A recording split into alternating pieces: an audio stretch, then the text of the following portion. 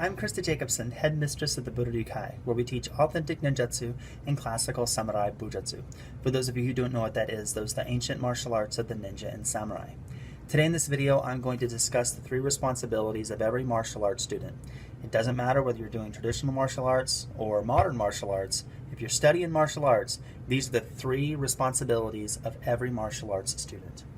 Now, the topic about the 3 responsibilities of every martial arts student is something that I discuss with all of my new students coming into the Hanbu Dojo as they're doing their training at white belt level. And the reason I do that is because I feel it's important for all teachers or whoever's heading to school to take a leadership role and explain proper protocol, proper ethics, proper etiquette, what's the expectations. That way the students get that information. They don't have to learn by watching some other student that maybe has a couple belts. They hear what's the expectations, what's the proper etiquette, so on and so forth, and then they can move forward in a positive way. And the 3 responsibilities is something that I discuss a lot with my newer students that come into the dojo. Now, the reason I'm making this particular video is because today in our online ninjutsu dojo that we offer, I had a student sign up and he sent me a really long email, and he says, he told me about all of his different training, his different teachers, his fallout with different teachers, his disagreement with different organizations.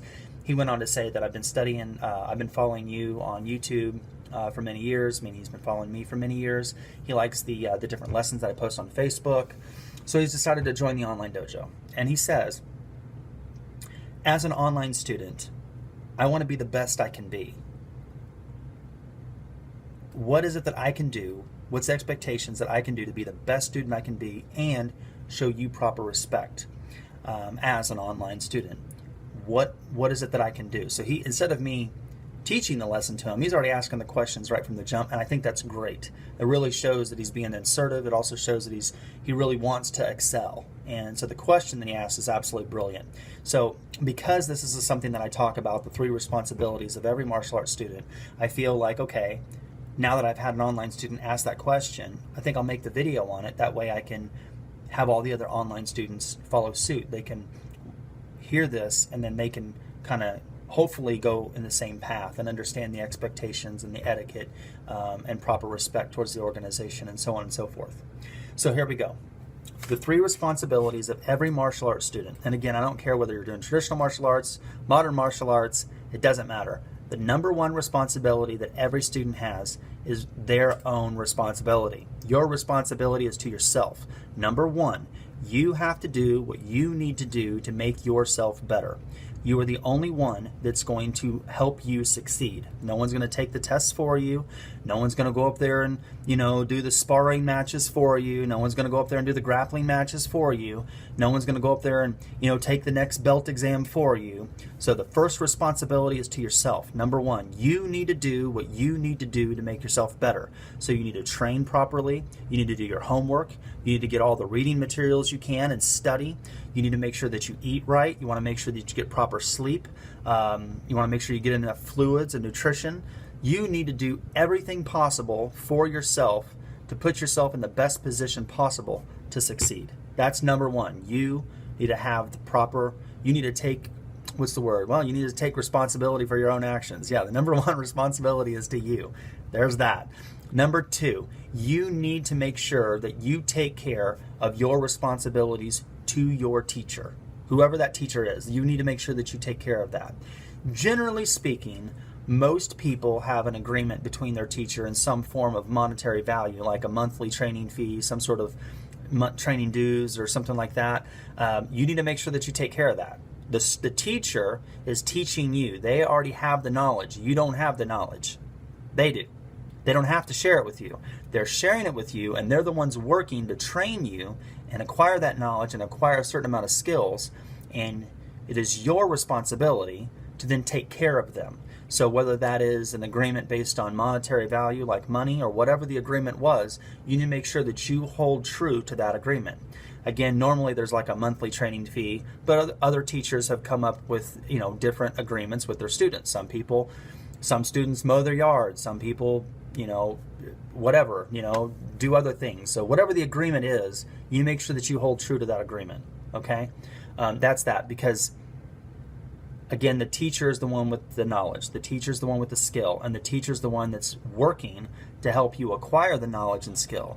So you need to make sure that you take care of your teacher. There are so many times you get students that walk into the dojo, and this is 9 out of 10 martial arts students, by the way. They walk into the dojo, and all they give a shit about is themselves. They want to get good, they want to get better, and they don't give a shit about the teacher, they don't give a shit about the organization. I mean, they do to a certain extent, but they're not going out of their way. You know what I'm saying? I mean, their only thing they give a shit about is themselves. So, they'll train a few months, and they'll say, hey, sensei, I'm a little short this month, or whatever it is, and then they start not holding true to the responsibilities that they agreed upon before they even started. So make sure that if you want to be a great martial artist, you have to learn humility, you have to learn respect, you have to learn responsibility.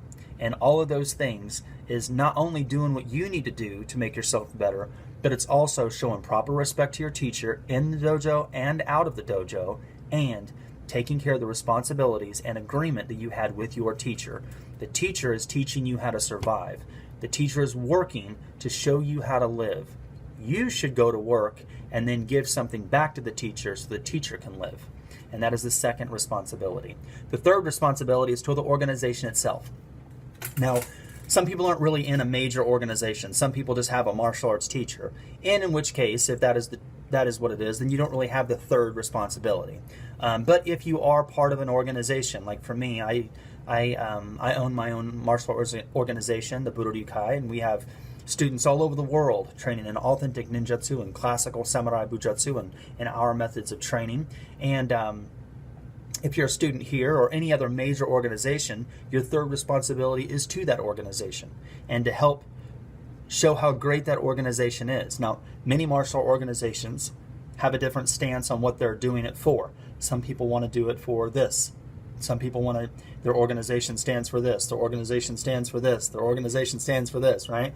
So if you're part of the organization and you have respect for the arts that you're learning, your teacher, you want to make sure that you help promote that organization so that you can share that information, you can help the organization grow. Because that's, most martial arts organizations, not all of them, but most of them are trying to be good and teach good manners and etiquette and so on and so forth in the community.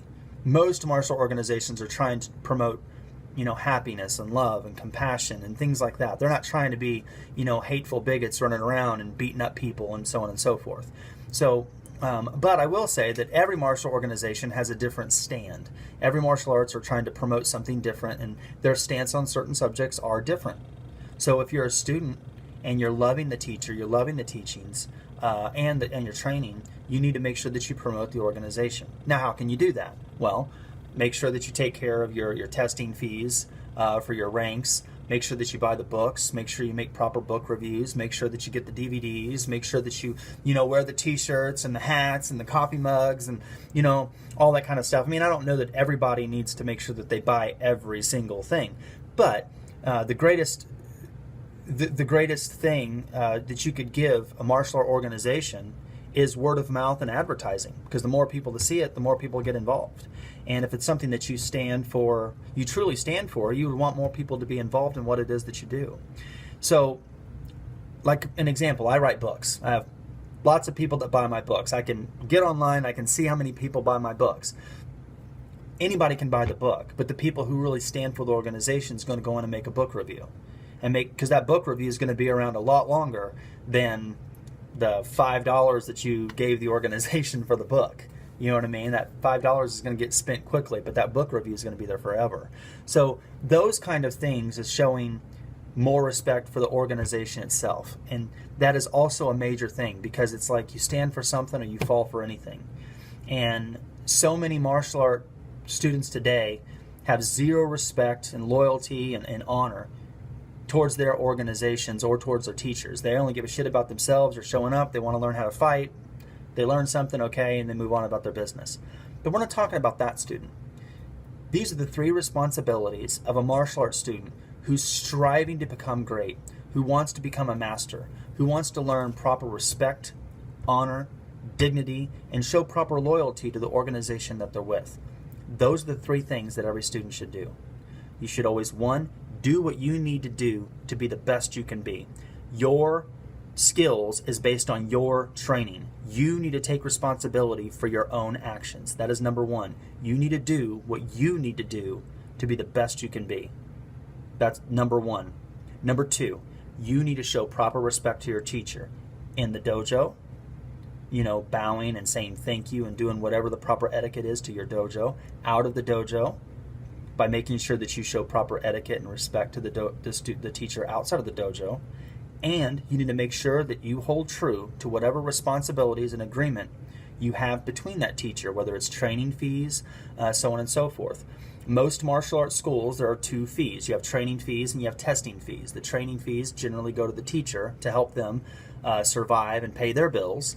The testing fees generally go to the organization, so the organization can take care of the other stuff as far as advertisement and websites and so on and so forth. So number two is take care of your teacher. Show respect in and out of the dojo. Take care of your agreements. Number three, show a proper respect to the organization. You stand for something or you fall for anything. If you believe in what the organization stands for, then stand up and support that. Spread the word, right? Word of mouth is the best form of advertising. People pay for advertising on all these different websites and blah, blah, blah, blah. The best form of advertising is word of mouth. And if you truly believe in what you're training, you have nothing but honor and respect for your teacher, you should stand up for that organization and try to tell as many people about it as you can.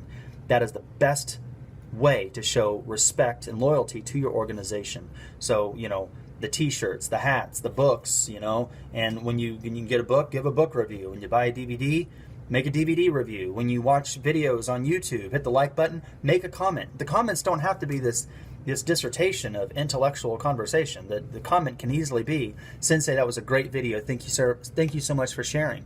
Just by doing that alone, that's one more comment on the page. And that shows whoever else goes watch the video that, damn, their teachers or their students like these videos. And that's another way of just showing respect to the organization. Those are the three things that every martial arts student should do. Take responsibility for your own actions. Take care of your teacher. Support your organization. One more time. Take responsibility for your own actions. Take care of your organization. Fucking shit. I'll say it again. Take responsibility for your own actions. Take care of your teacher. Show proper respect. Fumbled my words on the end of that one, didn't I? But anyway, so hopefully I answered that question. That was 12 minutes and 45 seconds of a lot, right?